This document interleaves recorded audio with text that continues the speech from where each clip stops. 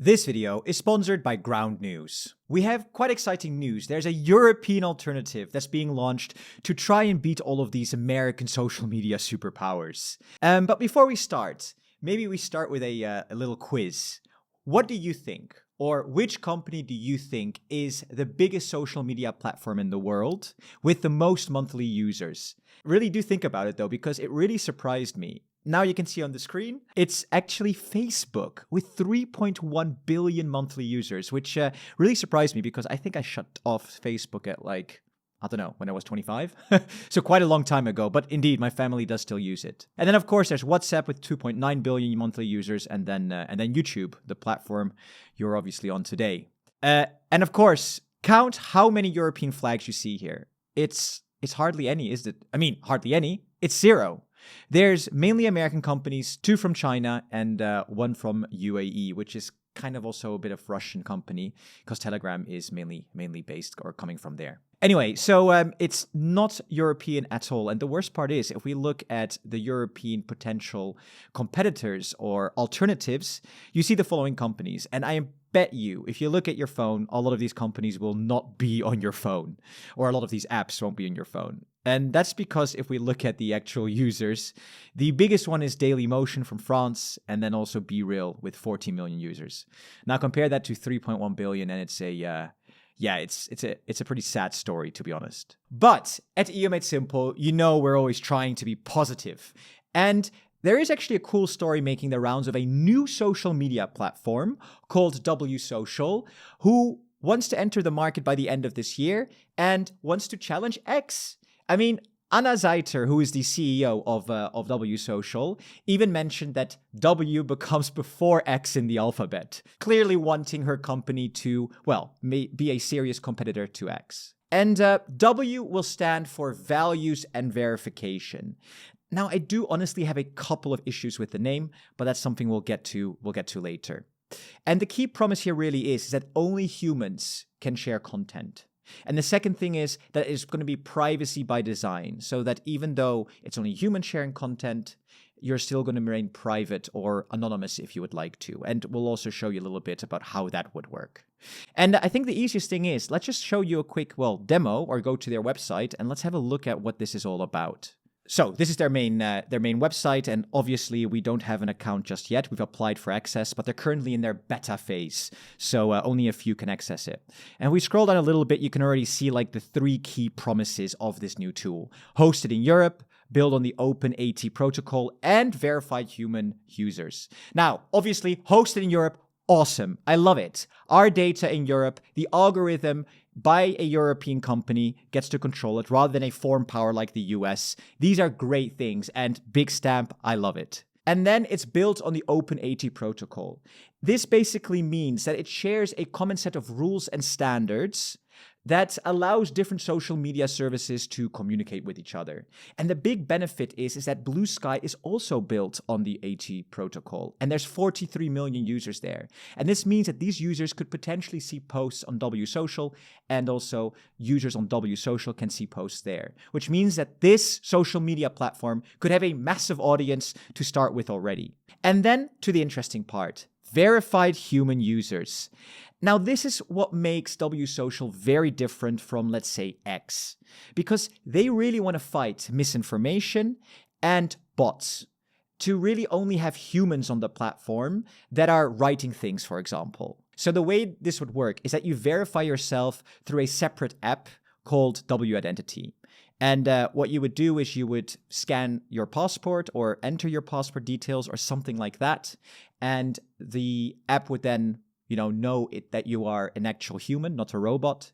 And then once you've done that, it actually deletes your data and you probably get a unique key of some sort. So the system knows that this passport has been registered. So of course, otherwise you could just, re-register 100 times the same passport. But in this case, it really is a one-to-one. And then it gives you access to the platform and you can post. Now, the key here is on the platform itself, you're not actually on there with your actual name. You can do that. It's completely optional. You can put your actual name there so people know who you are, but you don't have to. So in that sense, you can remain anonymous. Now, this is obviously quite controversial, and later in the opinion section, I'm going to talk about if I think this is a good thing or a bad thing. Anyway, if we go down a bit further, you can also see some other information about W. So, for example, how is it different from other social media networks? So, yeah, only humans can share content because you have to prove it's you with a passport. This will also apply to organizations, by the way. Not sure how they're going to do that because obviously an organization doesn't have a passport, but there's other documentation you could use. And yeah, privacy by design. So because the information in your passport is deleted, you remain private. And it's also decentralized. We talked about this before. You can interact across the OpenAT protocol. There's more information here too. So for maybe this is also interesting. Who can join W Social? Everyone over 18. And yeah, of course, you have to verify your age and identity. So what has the actual media response been to all of this? If we look, I think it's actually very, very interesting about the amount of media coverage this new app has gotten. I mean, if we look right here, over the last 24 hours, we've had 49 news sources report on this. And if we look at the bias distribution too, we've had a lot more left-leaning media outlets reporting on this than right-leaning ones. And I think this is quite interesting because other European platforms that have been launched, like Monet, for example, I did not see the kind of media interest that I'm seeing for W Social. And that's probably also because some of the big European institutions, like the European Commission, have announced that they're moving part of their communication to W Social. They're actually already on it, which is very interesting. Also, if you look at the bias comparison of left-leaning outlets towards right-leaning outlets, I think it's also quite interesting because the left-leaning outlets, according to Ground News, are very, very positive, saying that this will take on Musk, putting a spotlight on tech sovereignty and finding it a fresh alternative. So quite positive there. And if we scroll further down, you can actually see all of the articles talking about this news story. And you can see the left-leaning ones, the center ones, and the right ones. And one article that I found via Ground News, I found especially interesting. And this was from Euractiv, where the Commission is actually accused of promoting European social media platform. So promoting W Social, which I honestly personally think is ridiculous. If the accuser is any European, honestly, have a hard look at yourself because the Americans and the Chinese don't do anything differently here. And if we keep on doing this stupidity of not promoting our own companies, our own social media platforms, then we're never going to win. And we need to have an alternative to these US platforms. Anyway, this kind of did enrage me a little bit. But this is actually why I do love Ground News, because it brings articles from across the entire media landscape into this one place, allowing you to compare different outlets that cover the same story and see a wide range of perspectives. And that's just one of the features, because for every article, you can see a factuality rating, you can see the political leaning, and you can actually also see who owns it right here, which, is pretty awesome. So, if you want to sharpen your media literacy and get the full picture, you can now get 40% off unlimited access to the Vantage plan by using my link in the description below or scanning the QR code on the screen right now. So, back to W Social. And let's now actually have a look who's actually behind this company. Because despite some claims online, the platform is not funded by the European Union. Instead, W Social says it's backed by around 80 private investors from all across the continent, the European continent. And the company is led by CEO Anna Zeiter. She's a German-Swiss technology executive who previously held senior positions at companies including Swisscom and eBay. And the largest known shareholder, because this is important, is a Swedish company called We Don't Have Time, which owns about 25% stake in W Social. And this company was founded by Swedish entrepreneur Ingmar Rentzhock, I'm not sure if I pronounced that correctly, and is a climate-focused social media network that brings together people interested in tackling climate change. And the company says it has grown to more than 700,000 members already, and reaching tens of millions of people on social media accounts each month. Now, as far as how W Social plans to make money, the company says it does not intend to introduce advertising until at least 2028, and instead will explore alternative business models. And one that I find quite interesting is a micro-payment system that would allow users to pay a small amount to basically access individual articles.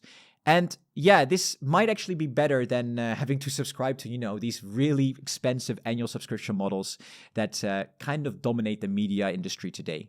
So, That's a little bit of the background of who actually owns this company. And now the big question, of course, becomes, will this new company become successful? Let's have a look at the targets quickly, because they're currently in the beta phase.